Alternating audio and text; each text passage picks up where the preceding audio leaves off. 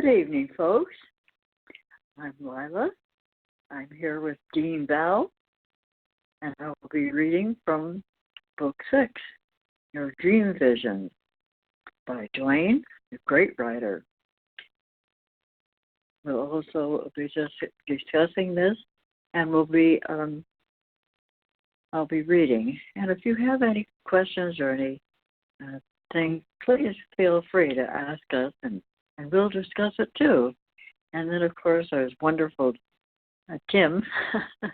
He comes in once in a while, and we'd be really happy to have him on our show again. So here we go. Book 6. I gave a presentation in Huntington Beach years ago, and one of the people who showed up was a lady who told me one of her dreams. I could tell the real guides had given her this experience before she came to hear me speak. The dream was rather simple, as she was out walking at night and came upon a graveyard with black iron ornate gates, as many graveyards have, especially in those scary movies. She went over and opened the gates and then proceeded to walk through the graveyard as though she were walking into a house, as she explained how casual the scene was to her. As she walked amongst the graveyard, she saw all the headstones. She also noticed there was water everywhere throughout the entire place. At some point, the experience ended.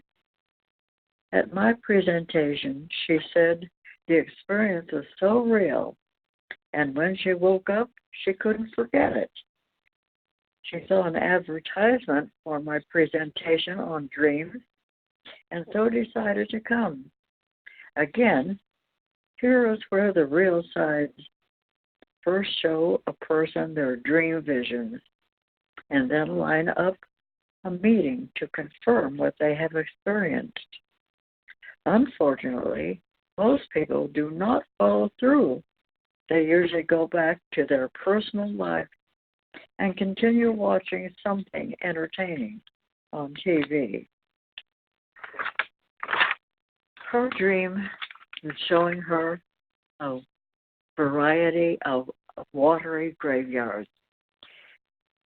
which is what the earth is. This is how simple her dream was, but she couldn't see it because of her conditioning and all the phenomena in her life. So, for the most part, it meant nothing to her. Here is where life is continually providing examples and demonstrations. But who really takes the time to see and listen? These dreams can save a person's life, once properly understood. The real guides provide a lot of opportunity as they work from the real side and see all that goes on. This world is mainly based upon death, more than is based upon a real life. As history provides this, and people constantly demonstrate, as soon as one is born, they're growing older, and so because of how one is taught here, most people will decide to chase a dream in this world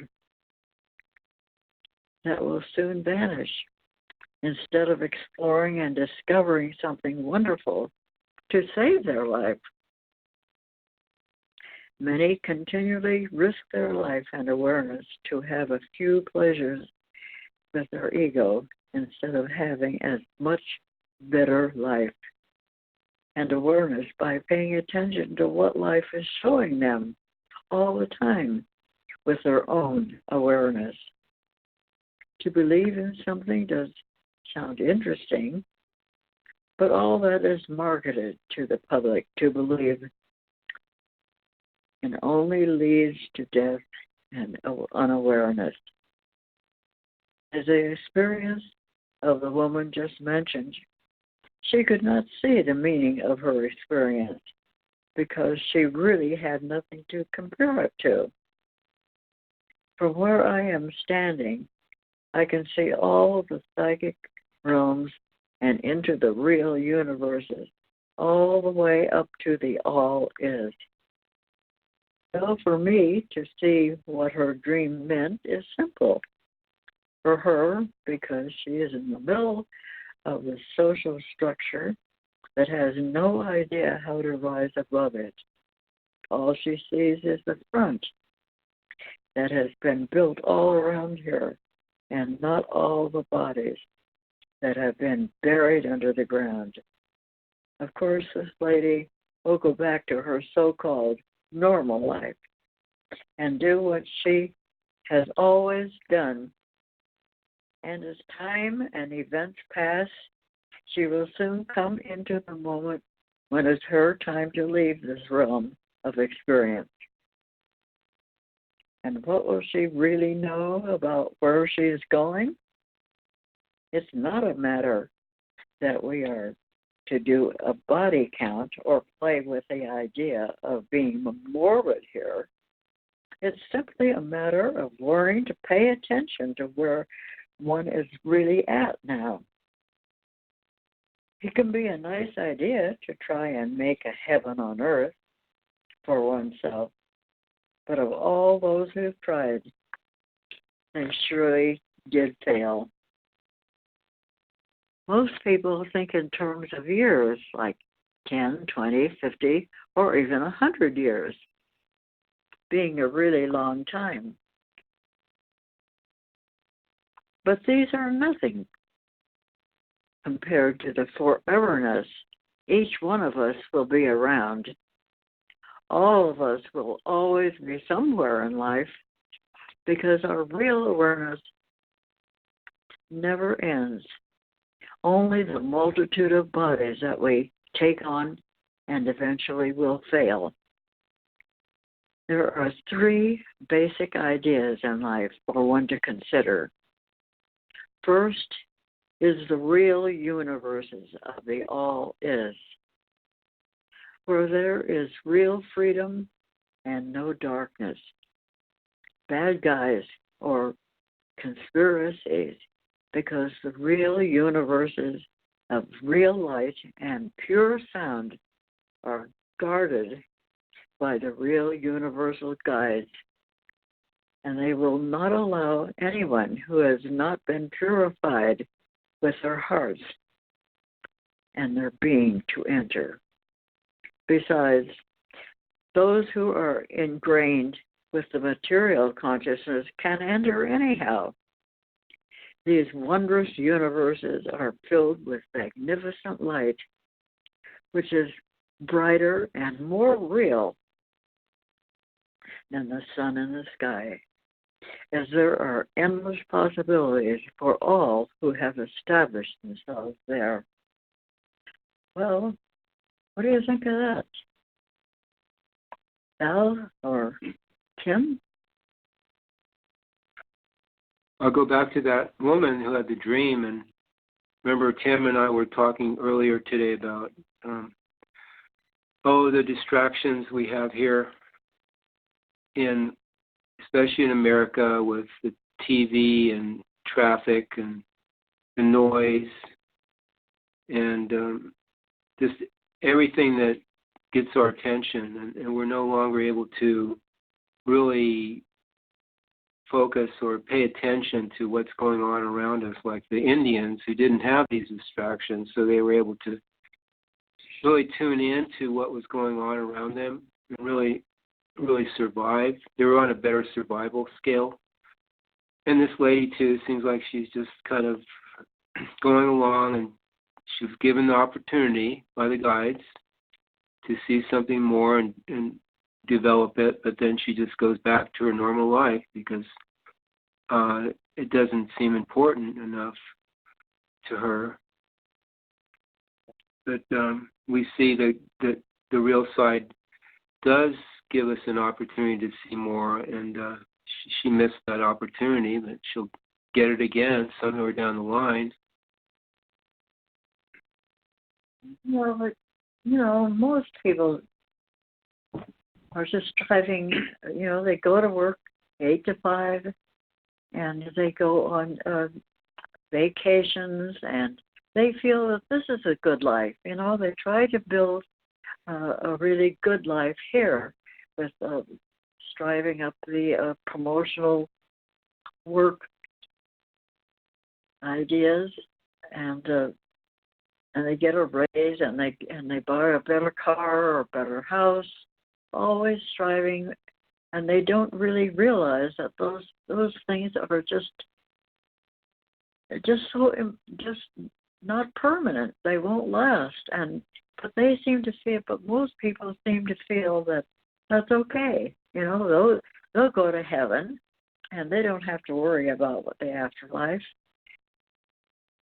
They feel that that this is all there is, and I don't know if a lot of people are just looking, and they're going to believe in God and going to church all the time, and that's their life, and they're okay with it. Yes, I'll have ups and downs, but that's life too. So it just seems like they just go along, day to day, following this and ups and downs and sickness and what else is there? They think that this is all there is, and if you try, and if something like this is presented, a new presentation, well, they just ignore it because this is all there is, and they know it. Everybody around them knows it. So what's the matter with you for trying to say that this isn't real? People have been led to believe that the model that we have here has been created by themselves, and I say this, that the controllers are the ones that created the model because it assists them in keeping the herd in line for the human farming.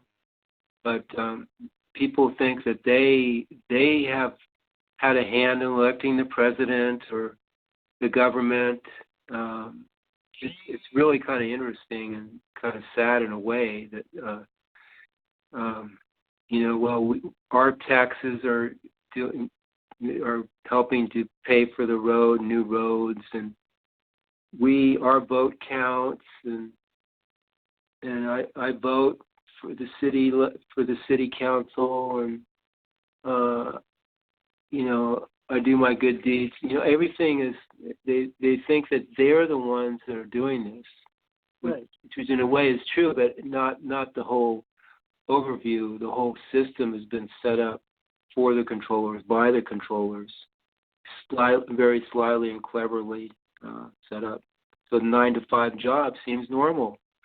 When the birds don't do that, they don't have a 9-to-5 job. They just do what they do, and life could be different. Life could be a whole lot different than what the model is here right now. The thing is, I don't think people really want to change, a lot of them. I've been thinking about that too.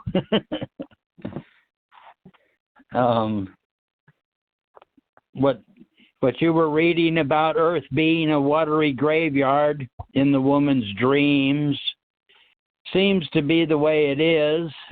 And then to earn our way out of this place, this watery graveyard we keep returning to, what are the ways to purify the heart?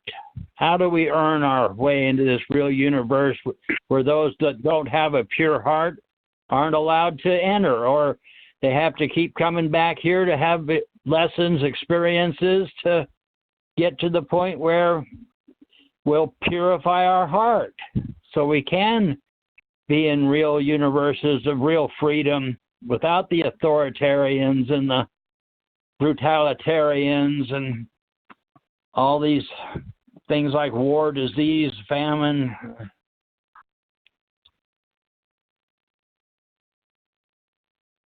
Well, what do you suppose it is then that why we have really looked beyond just the everyday 9 to 5, and there's something different here that you finally, and we can't look back because each lifetime is doesn't come up in our new lives. We're born and we forget. That's part of it. We forget our past lives. So there's got to be something somewhere that they want to explore. It isn't the great scientists, they're all into looking at new presentation. That isn't the reason. And it doesn't seem to be just the opposite end of the pole, that the people that work a 9 to 5, they seem to feel that's okay. And yet some people are restless, maybe, and feel that maybe there's more to it. But those people, we are just so, I'm wondering what the difference is. What motivates people to really look and to really want to change and to see what's going on besides just the 9 to 5 job? And why are they so afraid to look at something? They dismiss it before they even know what we're all about. It might be so. There's something different here. Yeah, Lila. Well, we hear of lords of karma, and maybe it is that we have to go through these experiences in this cause and effect psych realm stuff to purify our hearts, because we experience what we cause, and we don't want to do things that we don't like the effects of over and over and over and over. We don't want to do that forever, so we want to change. Instead of being a soldier or something and going and killing people and thinking that is something that is necessary or important for survival. It seems like if I was a lord of karma, I'd give the humans hell, real hell, to make them get to a point where they would want to change. Yes, it's a change.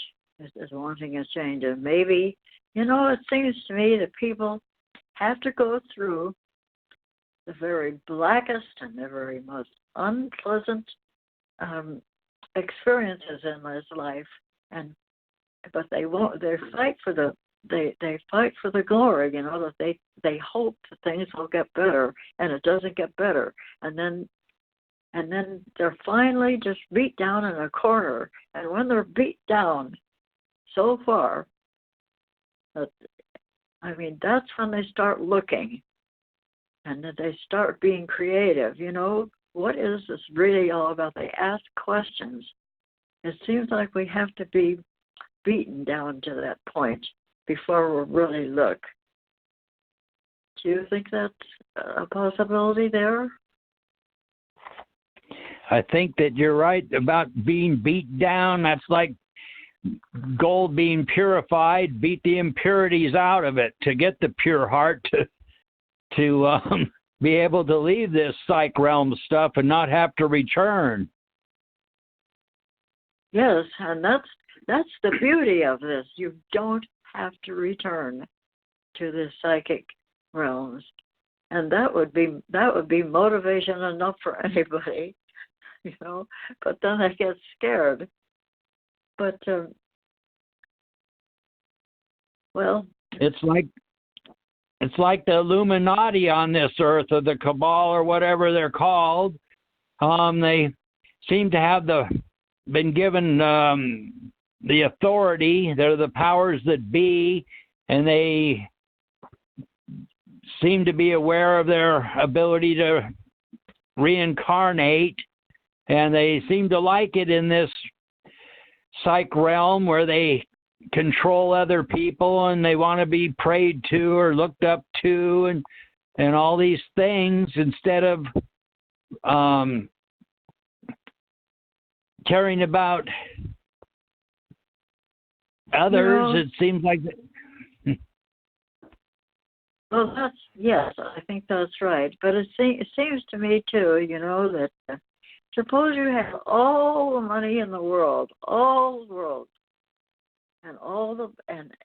just what you wanted. You could go anywhere, do anything, control everybody. Just you have the best yachts, you'd have everything, and now you'd be bored. So what's the thing that you would really want to make your life interesting if you really had that? I Morgans and those they have everything that they could possibly want. So what are that would make them motivated to move? Well, I'm thinking money, power, and sex. Those are the motivations that I think that really turns them on, and it's the power that they can do anything. But after a while, you'd think they get tired of that too. That's just another thing to do, So what would be the point of money, power, and sex? So what? But I guess I'm thinking the reptilians would be. I guess there's enough planets out there or something that would keep them busy. But that seems so empty to me. I just don't understand that. What would keep them going, the elites?